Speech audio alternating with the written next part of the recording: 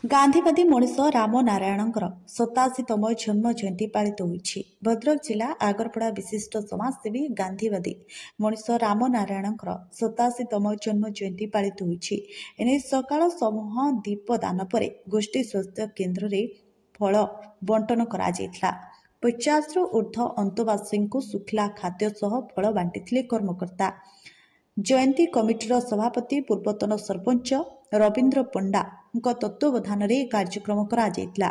ଏଥିରେ ବରିଷ୍ଠ ନାଗରିକ ରାମଚନ୍ଦ୍ର ନାୟକ ଏବଂ ସତ୍ୟବ୍ରତ ରାୟ, ଅଶୋକ ପରିଡ଼ା, ଗୋପାଳ କୃଷ୍ଣ ଦାସ, ମନ୍ଥନ ଦାସ, ରାଜୀବ ଲୋଚନ ରାୟ, ଅମୀୟ ରାମ ଏବଂ ପ୍ରଫୁଲ୍ଲ ବିଶ୍ୱାଳ, ସୁଶାନ୍ତ ଶତପଥୀ ପ୍ରମୁଖ ସହଯୋଗ କରିଥିଲେ। ପ୍ରକାଶ ଥାଉଚେ ଗାନ୍ଧୀବାଦୀ ଶ୍ରୀ ରାୟ ପୂର୍ବରୁ ଜିଲ୍ଲା ସାମ୍ବାଦିକ ସଂଘର ସଭାପତି ରହିଥିବା ବେଳେ ସମ୍ପୃକ୍ତ ଅଞ୍ଚଳରେ ଅନେକ ଧର୍ମାନୁଷ୍ଠାନ ଏବଂ ଶିକ୍ଷାନୁଷ୍ଠାନ ସହ ଜଡ଼ିତ ରହି ସେବାମୂଳକ କାର୍ଯ୍ୟ କରିଆସୁଥିଲେ। ତାଙ୍କୁ ସମ୍ପୃକ୍ତ ଅଞ୍ଚଳରେ ଲୋକେ ଗାନ୍ଧୀ ବୋଲି କହିଥାନ୍ତି। ତାଙ୍କର ଜନ୍ମ ଜୟନ୍ତୀକୁ 3 ବର୍ଷ ହେବ ଅଞ୍ଚଳବାସୀ ପାଳନ କରିଆସୁଛନ୍ତି। ବ୍ୟୁରୋ ରିପୋର୍ଟ, ପ୍ରୟାଗ ଖବର।